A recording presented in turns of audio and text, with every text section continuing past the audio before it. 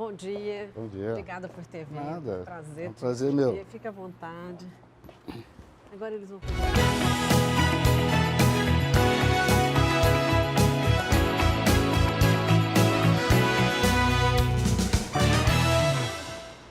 Bom dia. Bem-vindo ao Cidade Entrevista. Todo mundo conhece a força-tarefa da Lava Jato a partir de Curitiba, mas algumas pessoas não sabem que toda essa investigação começou aqui em Londrina com o delegado da Polícia Federal, hoje aposentado, o Gerson Machado, que nos dá o prazer de conversar com ele nessa manhã de sábado. Bom dia. Bom dia. É um Seja prazer. muito bem-vindo. É um prazer estar aqui para poder ajudar. Né? Então, como eu disse, todo mundo ouve falar de Curitiba, essa força-tarefa, os delegados, mas claro, a gente teve documentário, teve filme, onde você foi apresentado, né, como um grande investigador, o início de tudo. Eu queria que você contasse como é que isso surgiu aqui em Londrina. Então, Raquel, preliminarmente eu gostaria de dizer que hoje estou aqui a seu convite. Por quê? Porque eu estou aqui hoje vivo, né, com a graça de Nosso Senhor de Jesus Cristo, Deus, Nosso Senhor. E também toda essa história de contar na imprensa, aparecer na mídia, essa questão, para mim, eu nunca busquei isso. Por quê? Porque eu sempre torci pelos colegas. Tal. Mas, a partir do momento, em 2016, quando o colega, o delegado Márcio Anselmo, indicou para o jornalista Vladimir Neto para escrever o livro, como eu teria sido pai da história toda, eu falei, olha, mas isso não vai atrapalhar? Tal, eu estou torcendo por vocês aí e tal, né? Até porque começou aqui. Aí ele falou, não, a sociedade merece isso. Eu falei, eu concordo, mas... É uma forma de valorizar também o seu trabalho e de outros policiais. Que a verdade seja dita, né? Eu estou aqui para ajudar, e aquilo que eu puder colaborar para a sociedade brasileira melhorar, porque há anos que eu luto por isso, pela educação cidadã, pelo desenvolvimento do povo, pela fiscalização prévia, o controle social, entendeu? Isso é muito importante, então eu quero sempre ajudar. Essa luta contra a corrupção ela é uma luta árdua, né? E que precisa da participação de vários setores. Isso. E eu queria começar por aí, né? Você teve uma experiência de muitos anos na Receita Federal, 16 anos, se não me engano. Daí você foi para a Polícia Federal e trabalhar justamente com esse tipo aí de situação, né? Lavagem de dinheiro. E foi aí que tudo começou. Então, eu estava em Londrina em 2003, eu assumi em 2002. E tinha vários inquéritos do Alberto Youssef. O doleiro. O doleiro. E também tinha as questões do Sercontel, da prefeitura. E essa história toda começou da CC5, muito tempo atrás, em 96, em Foz do Iguaçu. São aquelas contas para mandar dinheiro para fora, né? Da época do governo PSDB. Existia, né? Então, isso ficou em Foz do Iguaçu e tal. Aí depois teve uma criação de uma vara especializada em Curitiba, em 2003. Entendeu? Em 2003, o Alberto Youssef foi preso pela Polícia Federal e em 2004 foi realizada aquela Operação Farol da Colina através da delação premiada dele.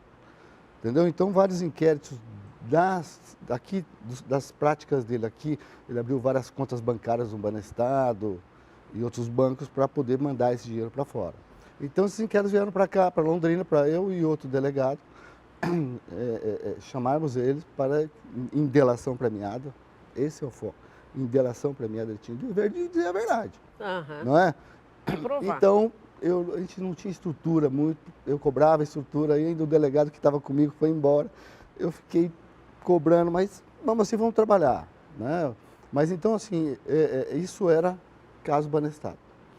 Aí, em 2005, veio a questão da denúncia lá do CPMV, da CPMV dos Correios, que virou mensalão, né, Roberto Jefferson, coisa e tal. A CPI dos Correios. Aí tinha uma informação do COAF, foi instalado um inquérito que investigava assessores do deputado Zé Jané. Então... Acabava vindo tudo para cá. E todos os crimes financeiros acabaram ficando comigo aqui da região, entendeu? Então, eu tinha que começar a montar os links, né? Você vai vendo um, outro, e eu sempre pedi uma equipe para poder ajudar. Né? Porque a investigação é um mosaico, né? Você tem que montar as pedrinhas até aparecer a cara do autor e o crime. Eu não sei se todos assistiram o filme, mas no filme aparecia você fazendo todas essessas montagens, essas ligações, esses desenhos. Era assim mesmo que você trabalhava? Então, sabe o mecanismo? Foi livre, eles me procuraram, por indicação da delegada Érica, e eu, espontaneamente, eu não ganhei nada para isso, por isso, fiz para ajudar também. E eles ficaram com livre criação deles. Eu não tenho participação. Eu contei minha história, como estou lhe contando aqui. Mais nada. Agora, essa montagem de fracional, não. Eu tinha lá as informações do inquérito, eu ia montando, planilhando e coisa e tal, linkando. Né? Mas o start de tudo isso porque eu acreditava que ele estava contando a verdade. Né? O que um policial espera de um delator? Que ele conte tudo e entregue todos. Não é? Aí eu estava em Brasília em 2005 fazendo curso de lavagem de dinheiro, um seminário, na Polícia Federal. E de repente veio uma determinação do chefe, Paulo Lacerda, para que eu fosse conduzido até o Senado para orientar os deputados, acho que na época era o Osmar Serralho e Onyx Lorenzoni, que hoje é do governo, né? E aí eles queriam saber, porque tinha um doleiro preso na Farol da Colina, que chamava Dolinho da Barcelona, que estava preso, estava algemado lá e tal, dizendo que o chefe estava mentindo, que ele tinha apresentado o Zé Janene para uma corretora que a gente investigava, que o Dario Messer, hoje o maior doleiro, hoje foragido, era o doleiro do PT, e ele falava assim, eu pego mais 10 anos de penas, mas eu juro que é isso. Aí eu fui chamado, eles perguntaram, olha, e o Sérgio falou, olha, deputado, o que eu sei é que ele fez uma delação premiada, tem que entregar tudo e todos. Agora, se um está falando uma coisa e outro está falando outra, alguém está mentindo. Precisa apurar. Pronto, aí eu cheguei aqui. Esse foi a ponta do novelo. Aí você vai linkando, né? Aí tivemos, em 2006, tem até um depoimento meu aí no Lava Jato, no YouTube, eu descobri que ele estaria mentindo num fato, e ele chorou, tá, perante o doutor Sérgio Moro e o pessoal do Ministério Público, advogado, para ver a delação premiada. E ele disse, inclusive, que você perseguia, né? Não, mas eu descobri mentira dele, depois aí a direção do acordo lá resolveu que ele tinha situações, eu falava, quem mente tem que... Ele tinha medo e coisa e tal, eu falei, olha, para mim tem programa de proteção de testemunha, tem que cumprir, manda ele fora daqui, mas tem que entregar tudo. Exatamente. Bom, aí a questão, quem decidiu aí foi lá com eles, eu não quero entrar nesse mérito porque eu não sei o que está acontecendo, eu só tenho que falar que eu descobri que ele estava mentindo. Aí, em julho, eu conversando com ele para apurar as delações. Aí eu perguntei para ele, eu falei, e essa operação toda, você mandou tanto dinheiro para fora, você ganhou quanto? Mais de 20 milhões de dólares, não lembro a cifra. Eu falei, você entregou tudo, né? Porque a lei fala que você tem que entregar tudo, ou todos, e se não, o total ou parcial do proveito. Agora, eu penso assim, na lei, interpretação minha, posso estar enganado, parcial se você não tiver em mãos. Mas ele falou que ficou com mais de 20 milhões. Eu falei, então você tem que devolver. Não, mas ninguém pediu, o Ministério Público não pediu, paguei uma multa. Falei, não, você vai ter que devolver. É a lei. Eu vou falar com o Sérgio Moro. Falei. E por isso ele não gostava nem um pouco de você, né? Então, veja a situação. Raquel, isso é deprimente, porque um cara que faz uma delação premiada, tá? Eu falei com o Sérgio Moro, ele falou, eu só homologuei e põe no papel. Falei com o doutor Deltan, falou, olha, nós não ficamos sabendo nada, põe no papel. E aí virou uma briga num processo, entendeu? É desgastante. Chegou ao ponto do doutor Deltan falar na época, vamos arrumar um testemunha de que ele falou isso. Eu falei, olha, doutor, eu tenho fé pública, eu não estou aqui para mentir. Eu sou um delegado. Né? Aí, isso te emociona ainda? Emociona, mas graças a Deus passou. Mas... E me conta uma coisa, aí eu fiquei por que isso te emociona tanto? Você ficou frustrado com o trabalho? Não fiquei frustrado. Eu fiquei indignado, entendeu? Falei, pô, o cara é um delator compromissado em dizer a verdade. É diferente de um cara que está sendo preso e ele tem direito de ficar calado, ele pode mentir, mas eu acho que um delator não pode. É um traidor, eu acho. Por quê? É uma coisa, ele está lá para colaborar.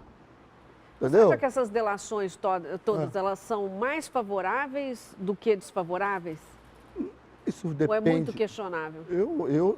Na época, eu contestei no processo. Falei, olha, para mim, delação para mim é até mesmo aquele filme do Gangster, do ator Denzel Washington, que é uma história do Frank Lucas lá nos Estados Unidos. Você assistiu esse filme, não? Não. Em que é uma história verídica, que um traficante negro trazia heroína nas urnas funerárias dos soldados dos Estados Unidos. E dominou o tráfico de droga, de heroína lá. E esse policial, determinado, obstinado, pegou ele e falou, se entrega tudo e todos. Esconda uma coisa que você pega 70 anos na cadeia. E ele entregou tudo e todos. Aqui no Policiais Brasil foram não é presos. assim. E eu questionava, eu falei, olha, isso é delação. Na minha opinião. Aham. Eu não estou aqui questionando a delação. Isso aí quem tem que questionar a delação é o Ministério, a sociedade, tem que participar. Eu, como No policial... filme, Gerson, a gente via o próprio Sérgio Moro, no início, meio em dúvida. Faz parte do juiz, ele é um juiz sério. Eu tenho ele como um juiz sério, mas eu acho que o Alberto Youssef, minha opinião, ele iludiu o Ministério Público, né? Esse é outro questionamento que a gente tem bastante. Porque como o Youssef, inclusive, daqui acaba as pessoas também, muitas pessoas o conhecem e tudo, né? Ele é uma pessoa perigosa, assim, ardilosa, ele técnica... Minha opinião, ele tem muita, vamos dizer, lábia, né? Ele é muito sociável, agradável, assim, envolvente, né? É a minha opinião, tá? Então, você tem que ficar esperto. Como policial, o que eu posso dizer para os meus colegas de referência, juízes, promotores, é que a gente não pode cair no conto da sereia, né? Às vezes a gente cai, né? Todo mundo cai. Quem dizer que nunca foi enganado? Mas a gente tem que ser sempre, né? Então fica essa experiência que a delação, ela tem que ser comprovada, fiscalizada, não é porque houve uma delação, temos aí a delação do pedágio agora. Os paranaenses sofreram tanto, eu sofri tanto com esse pedágio. Agora saiu que vai reduzir 30%, 750 milhões. Eu acho que a sociedade tem que participar. A imprensa, principalmente, Será que a ver sociedade... quanto foi desviado, quanto a sociedade foi prejudicada, se esse acordo é favorável. Porque a gente vê a própria força da tarefa da Lava Jato divulgando alguns valores, mas eles devem estar muito aquém daquilo que foi levado e onde está, né? Os amigos me falam, olha, faz vários anos, desde 1991, quando me graduei em Direito, participei de eventos da Igreja Católica, um evento uma vez que um padre pediu para 90 pessoas tirar 100 cadeiras de um recinto para acolher. Aí eu vi aquela cena, não tinha nada preparado, mas eu vi que 90 pessoas tirando 100 cadeiras, encostando na parede, não levou um minuto. Eu falei, se todo mundo fosse educado para o exercício da cidadania e para participar, né? Se fizesse a ecologia, a ecocasa, a lojia e estudo da casa, ia ter rato, ia ter barato, ia ter mofo, entendeu? Não vai. Então eu falei, gente, a gente precisa educar. Aí eu comecei tinha a Igreja Católica, na Prefeitura, no Ministério da Educação, meus filhos na escola, eu briguei na escola em 2004, né? Que era uma educação para pensar. Para pensar. Você foi muito perseguido por tudo isso, né? Porque teve uma fase de ameaça, enfim, que culminou até na sua aposentadoria na Polícia Federal, né? Conta um pouco para nós dessa situação. Como é que foi? A pressão era grande, né? E deve ser para todos esses delegados, né? O ambiente da Polícia Federal não é bom, porque é uma competição muito grande, não há uma união. É uma briga entre agentes e delegados. Isso eu falava sempre, eu falava, gente, é hora de se unir. Como hoje na sociedade nós temos que ter união. Para de competição. Cada um tem que ter sua função definida, tem que ter progressão na carreira, merecimento, mas a meta... É uma só. É buscar a verdade e autoria, verdade material. E aí, depois tivemos muita cobrança da Corregedoria em 2009, e a gente com toda aquela falta de estrutura, pressão, meta. Eu falo, gente, pelo amor de Deus, o meu foco é investigar, é apurar, eu quero trabalhar, mas com estrutura, entendeu? E aí você vem o investigado bater na gente, como a gente vê hoje o Dr. Sérgio Moro, os colegas apanhando, Que são poderosos, têm muito com dinheiro. desqualificação, gente, eu defendo a educação cidadã e o debate com argumentos e fundamentos. Agora, desqualificar, o delegado abusou, o delegado persegue. Vamos discutir fatos, né? Vamos discutir lá o material, deixa o delegado investigar, né? Ele tem direito de se defender. Aí você vai pedir um documento, é sigilo bancário. Precisa de transparência. O povo quer saber a verdade. Né? O doutor Sérgio Moro, na minha visão hoje, porque isso tudo é um processo evolutivo. Lá na época eu não tive uma percepção do todo. Hoje eu estudo, procuro ter, né? Mas eu vejo O que assim, você quer dizer com isso? O doutor Sérgio Moro, ele fez, na minha opinião, uma postura, desde a primeira fase da Lava Jato, que ele publicizou o processo. E ele podia fazer isso na ação civil pública, né? Na ação pública, acho. Que foi muito importante. Muito importante, porque trouxe a sociedade para o debate. Embora a sociedade, na minha opinião, não esteja preparada para entender toda essa situação. Que é bastante complexa. Mas ela tem que participar. Isso foi uma evolução e hoje eu dei guarida para que isso não fosse derrubado. Entendeu? Isso é importante. Na minha época eu não podia falar, porque se eu falasse, quando eu era atacado, eu podia prejudicar a investigação. Levantar entendeu? A suspeição. Não, e prejudicar a investigação que em curso, né? Então eu apanhava, eu ficava quieto, ficava me debatendo. Tudo isso foi minando, entendeu? Eu até falei, precisa de um apoio psicológico. E começou a ter suicídio na polícia, tensão, né? Aí eu me afastei, né? Em 2009, de uma pressão danada. Pensei em me matar, eu falei, não posso fazer isso, não posso fazer isso, tenho que cuidar da minha família. Tenho um filho deficiente físico, né, e fui me tratar. Aí passou um tempo, meu colega, que era um agente daqui, se matou. Entendeu? Também em função dessa pressão. Londrina. Então, o departamento tem uma norma de acompanhamento e não foi cumprido. Que não acontece, né? Não acontece, a gente tem que buscar sozinho e tal. Então, e aí a junta médica começou, eu percebi isso. Mas no meu caso, uma movimentação. Não, para aposentar. Eu não tive apoio. Aí eu falei, olha, isso foi antes da deflagração, desanimado. Falei, vou cuidar da família, me tratar, não é? Gerson, vou chamar um intervalo bem rapidinho e a gente já volta com essa conversa falando da Lava Jato e os rumos da corrupção no Brasil.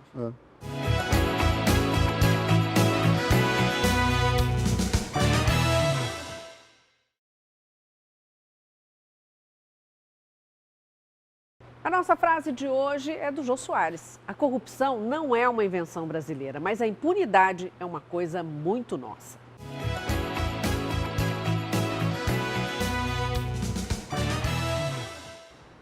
E voltamos com o Cidade Entrevista, hoje conversando com o pai da Lava Jato, Gerson Machado, e falando um pouco da força-tarefa e os rumos da corrupção no Brasil. Bom, a gente falava no último bloco aí a respeito de toda a pressão, né? Você chegou a comentar até que três policiais federais cometeram um suicídio aqui em Londrina só. 27 no Brasil no período de 2 anos, 3 anos, de 2011 a 2014. E o que é isso? É mexer com o poder? Mexer com gente poderosa? Eu acho que é um ambiente de trabalho. Minha opinião de tudo que eu tentei evoluir até hoje, né?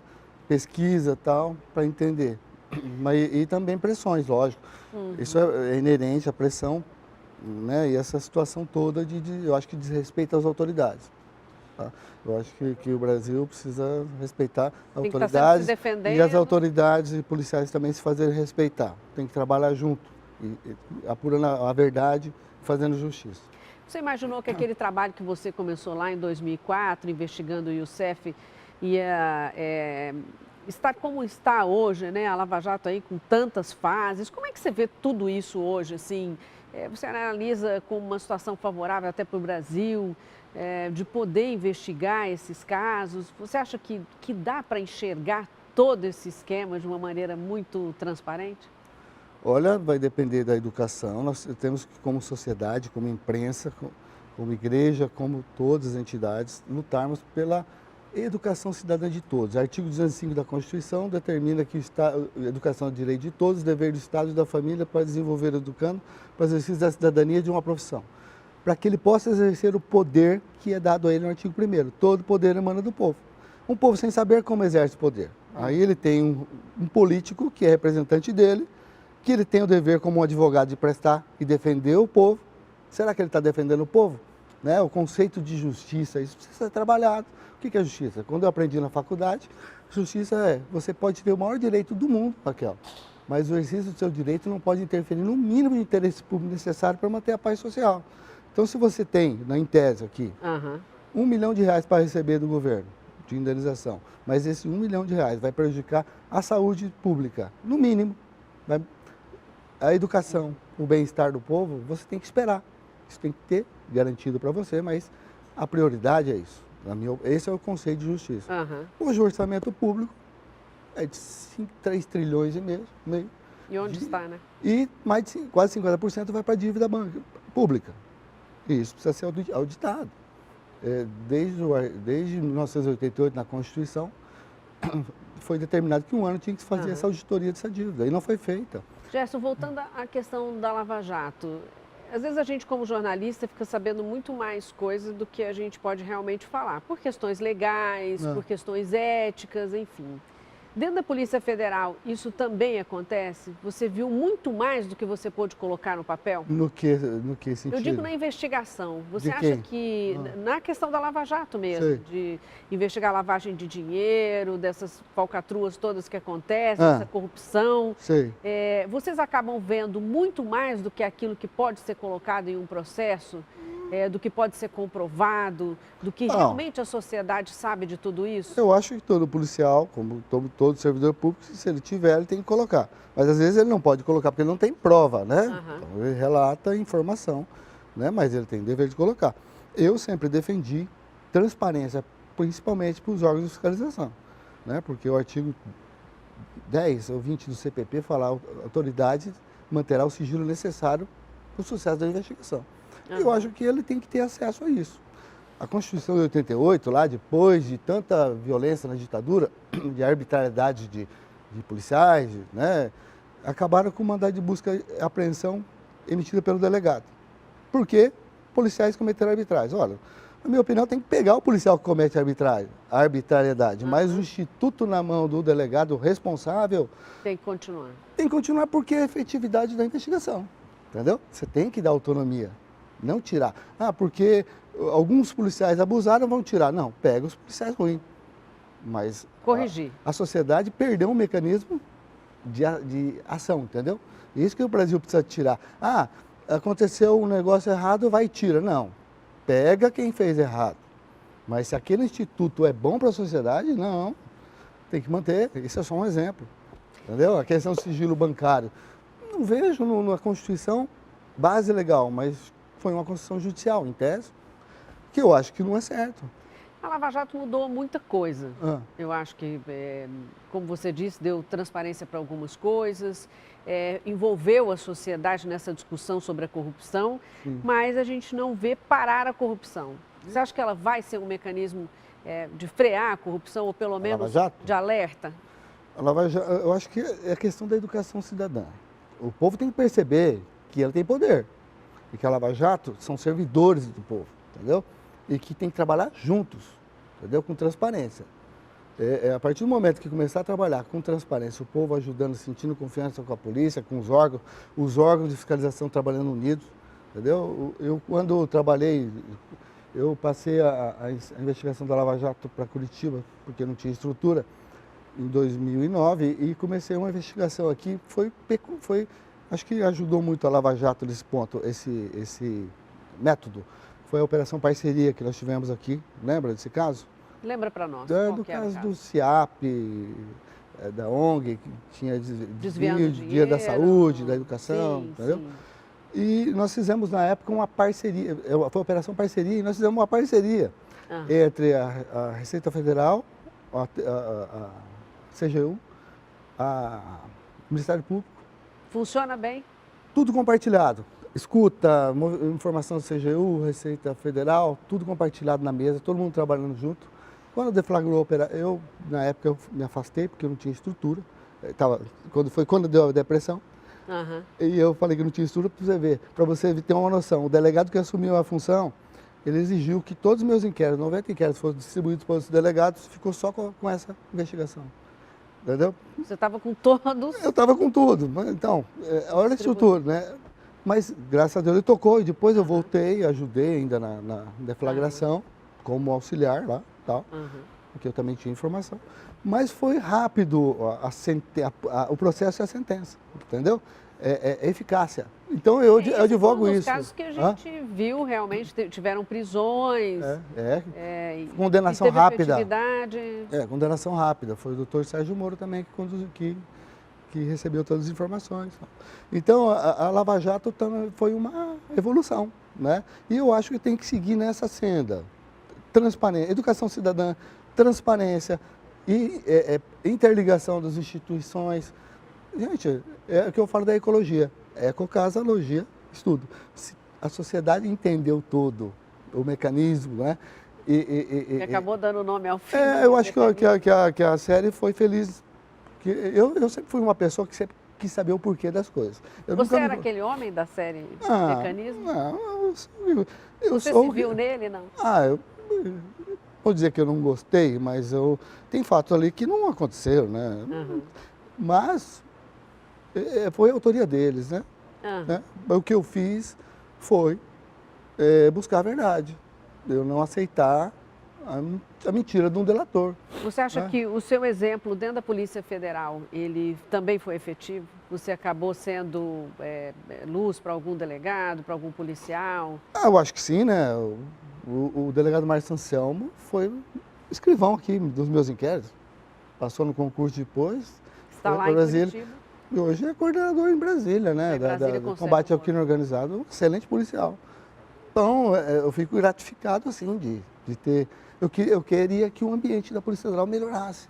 Você acha que o Sérgio Moro, sendo ministro, isso pode ajudar em alguma coisa? Ele é uma excelente pessoa, capacitada. Né? Tomara que ele tenha autonomia e equipe. Então, bons policiais, excelentes policiais, colegas meus. Que ele tenha autonomia. Né? E a população cobre, né? Porque o policial adora quando a sociedade cobra. E quando dá apoio.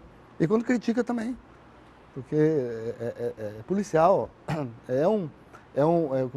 um fiscal da polis, o grego cidade, né? Ele está lá para servir. E quando a sociedade interage, principalmente no começo, né?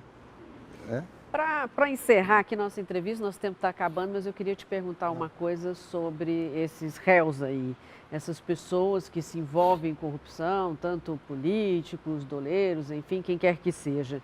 O que move essas pessoas? Só dinheiro? Eu acho que oportunidade, né? O sistema oportuniza. Eu sou cristão e eu sei que o diabo permeia aí as entrelinhas. Ele vai estar sempre. Todos nós somos assim. Acho que todos nós somos tentados. Passíveis à corrupção? Então eu busco sempre, como o Papa Francisco diz, buscar o alimento do corpo e da alma. Né? Então, se você estiver buscando isso e tiver outros cidadãos, né, também conscientes de que busquem isso, um vai coibir o outro de entrar no erro. Né? E a função da polícia, o que é? Penitenciária não é para matar preso nem deixar em condições ruins. É para que ele faça uma penitência e regresse. É isso que também é outra coisa que tem que ser lutado. Você não acha que isso fica muito no campo, às vezes, filosófico? Eu te entendo quando você fala que isso precisa ser uma construção, né? Mas a gente está bem longe, né? Então, mas eu tenho lutado por isso e até coloco aqui, eu tenho como missão de vida, aceitei minha aposentadoria porque o ambiente não era ruim, mas procuro a minha rigidez sempre tentando ajudar as pessoas.